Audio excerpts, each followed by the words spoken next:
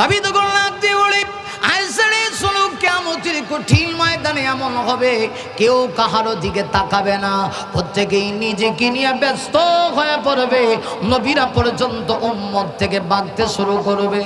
একজন মা দুনিয়াতে কত কষ্ট করে সন্তান প্রসব করেছিল, মা পর্যন্ত সন্তানের পরিচয় দিবে না। সন্তান মায়ের কাছে যাবে, মা ডাক দেয়া কইব পৃথিবীতে আমি কোনো সন্তান ভূমিষ্ঠ করি নাই। আল্লাহ ডাক দেয়া কয় নবী গো, নবী ইহকালে আপনাকে কি সম্মান দিছি, কিয়ামতের দিন তার চাইতে বেশি দিব। নবী বলেন কিন্তু আল্লাহ পার্সোনালি আমাকে মর্যাদা দিবে, পার্সোনাল সম্মান দিবে। আমি বিশ্ব নবীকে সেদিন আমার আল্লাহ রওজা মোবারক থেকে জান্নাতি দুইটা রেশমি কাপড় পরাইয়া সসম্মানে সর্বপ্রথম আমি নবীকে সেদিন ওঠানো হবে। নবী বলেন এটা আমি বিশ্ব নবীর শান, আমি বিশ্ব নবীর মান। আমার নবী বলেন ওই দিন আমি সর্বপ্রথম উঠব, আর আমার ডান দিক থেকে উঠবে হযরত আবু বকর।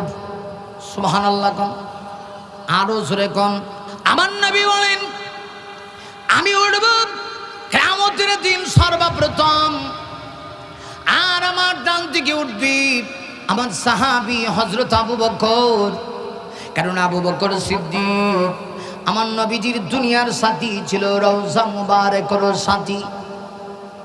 শুধু রওজার সাথী তা না, নবী বলেন কিয়ামতের দিনও আবু বকর আমার সাথী হবে। একটু খেয়াল করেন, আমার নবী আর আবু বকর বয়সে কাছাকাছি ছিলেন। কাছাকাছি বয়স আছে না? আমার নবীর বয়স 63, আবু বকর সিদ্দিকের যখন বয়স ছিল 61 বছর। নবী যখন ইন্তেকাল করে আবু বকর সিদ্দিকের বয়স তখন 61। নবী যখন ওফাত হয়, ওফাতুন নবী সাল্লাল্লাহু আলাইহি ওয়াসাল্লাম, আমার নবী যখন ইন্তেকাল করে আমার নবীর বয়স ছিল 63 বছর। আবু বকর সিদ্দিক তখন বয়সে ছিল 61 বছর, মাত্র 2 বছরের ব্যবধান। আমার নবী দুনিয়া থেকে বিদায় নিয়ে গেলেন। 2টা বছর মুসলমানদের 4 জন খলিফা ছিলেন, 4 জন খোলাফায়ে রাশিদিনদের ভিতর থেকে সর্বপ্রথম মুসলমানদের খলিফা নির্বাচিত হয়েছিলেন হযরত আবু বকর। আমার নবী ইন্তেকাল হওয়ার পরে আবু বকর হয়েছিলেন মুসলমানদের খলিফা। 2টা বছর আবু বকর রাষ্ট্র পরিচালনা করছে আমার নবীর অনুপস্থিতিতে। এইভাবে রাষ্ট্র চালিয়েছে নবী, যেইভাবে রাষ্ট্র চালাইতো হযরত আবু বকর সিদ্দিক ওইভাবে রাষ্ট্র চালাইছে। আজকে লক্ষ্য করে দেখুন আমার এই দেশের ভিতরে কত দুর্নীতি হয়। এর কারণ হলো আমার দেশের মানুষ দুর্নীতি বন্ধ করতে চায়, নির্বাচিত যাদেরকে করে এরা নিজেরাই দুর্নীতিবাজ, ঠিক কিনা? হাসরের ময়দানে আমার নবীকে আল্লাহ এত সম্মান এত ইজ্জত দিবে। পৃথিবীতে যত নবী আল্লাহ পাঠাইছে কোন নবীকে আল্লাহ এত সম্মান দিবে না। কিয়ামতের কঠিন ময়দান যখন শুরু হয়ে যাবে, হযরত ইসরাফিল সিংহার ভিতরে যখন ফুৎকার দিয়ে দিবে, ইসরাফিল 2বার সিংহার ভিতরে ফুৎকার দিবে। প্রথমবার যখন দিবে ইসরাফিলের সিংহার ফুৎকারের আওয়াজে পৃথিবীতে যত বেঈমান ছিল একটা বেঈমান আর থাকবে না। কারণ ইসরাফিল তো তখন সিংহায় ফুৎকার দিবে যখন পৃথিবীতে কোনো ইমানদার থাকবে না।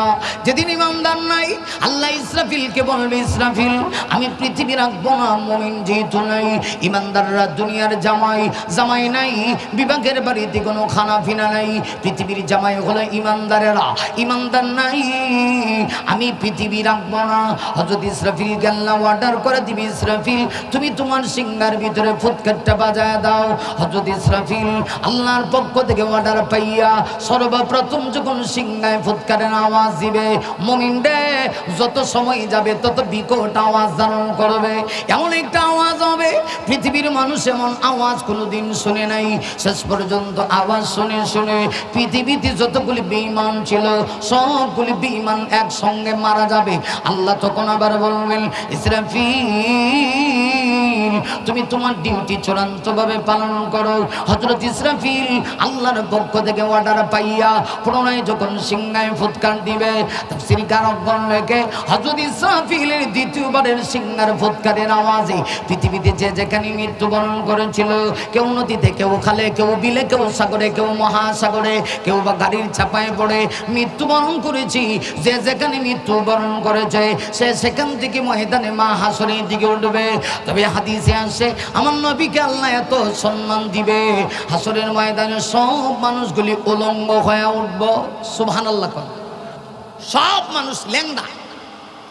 এই জন্য আমরা দেশ কিছু ফির ফকির আছে, এরা কয় আইসিউ ল্যাংটা, জামু ল্যাংটা, মাঝখানো ল্যাংড়া।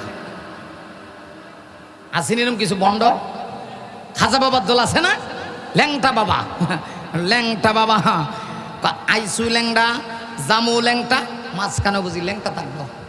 একটা খাট আইস তোরা কেটা কইছে ল্যাংটা থাকবার লাগে। দুনিয়াতে আল্লাহ লিবাস তাকওয়া, তাকওয়ার লেবাস দিয়েছে। দেহ ঢাকার জন্যে, অন্তরে যেমন আল্লাহ পাক অন্তর পরিষ্কার করার জন্যে আল্লাহ রাব্বুল আলামিন যেভাবে চিকিৎসা দিয়েছে, ঠিক আপনার দেহটাও সুন্দর রাখার জন্যে আল্লাহ পাক আপনাকে লেবাস দিয়েছে। কিন্তু এরা ওইটা মানতে রাজি না। এরকম কিছু বন্ড আছে কিনা নাই? এরা দেখবেন আবার দরবেশ দাবি করে কিন্তু নামাজ পড়তে রাজি না। আল্লাহর কাছে কিচ্ছু চায় না, বাবার কাছে চায়। কথা কন না কেন? ঠিক নেই?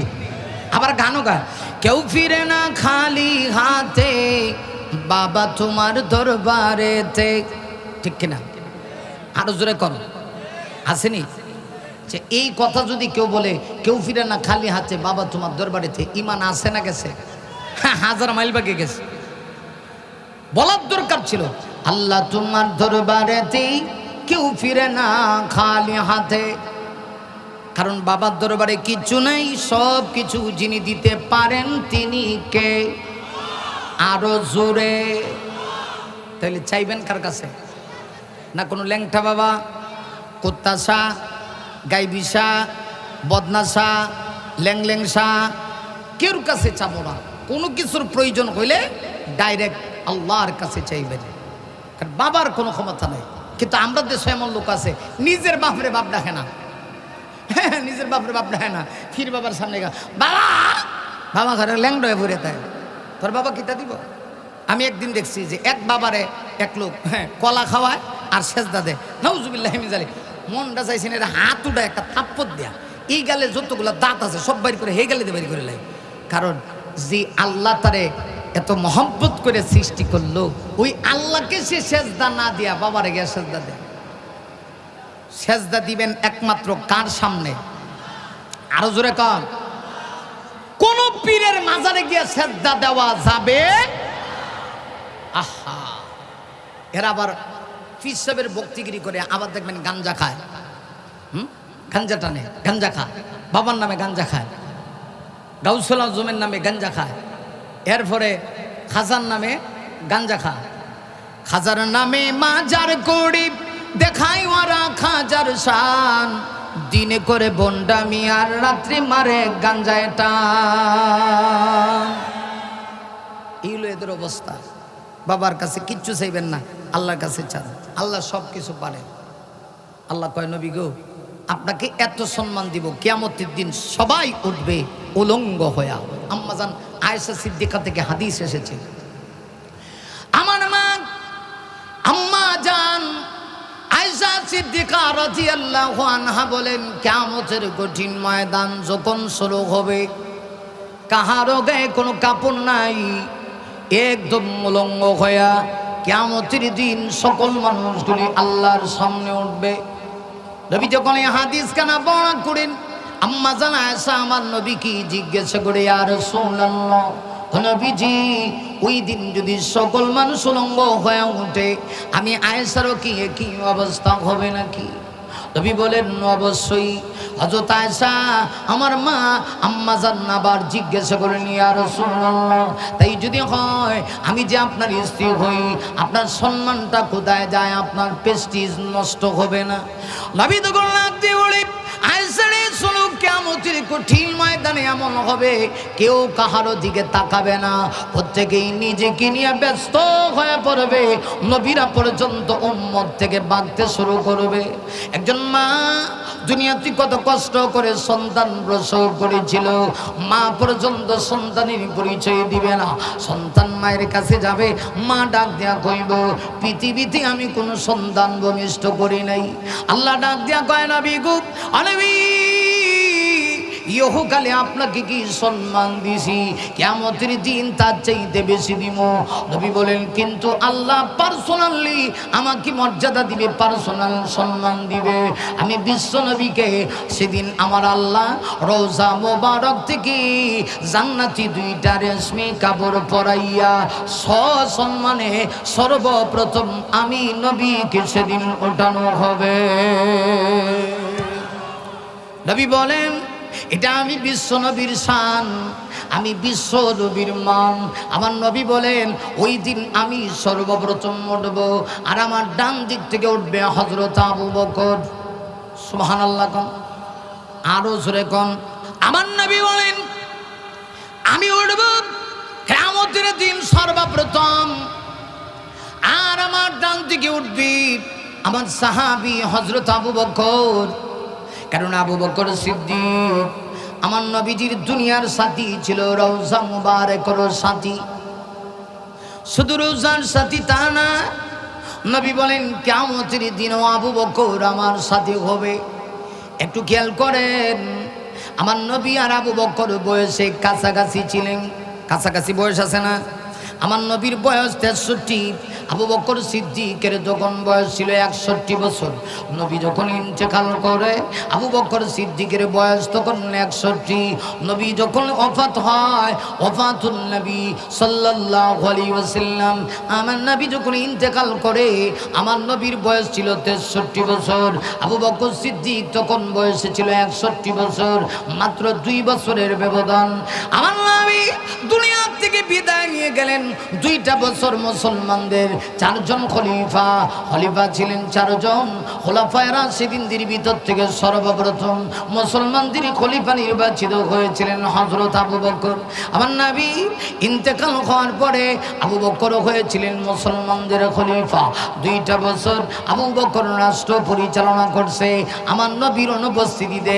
এইভাবে রাষ্ট্র চালিয়েছে নবী, যেইভাবে রাষ্ট্র চালাইতো হযরত আবু বকর সিদ্দিক ওইভাবে রাষ্ট্র চালাইছে। আজকে লক্ষ্য করে দেখুন আমার এই দেশের ভিতরে কত দুর্নীতি হয়।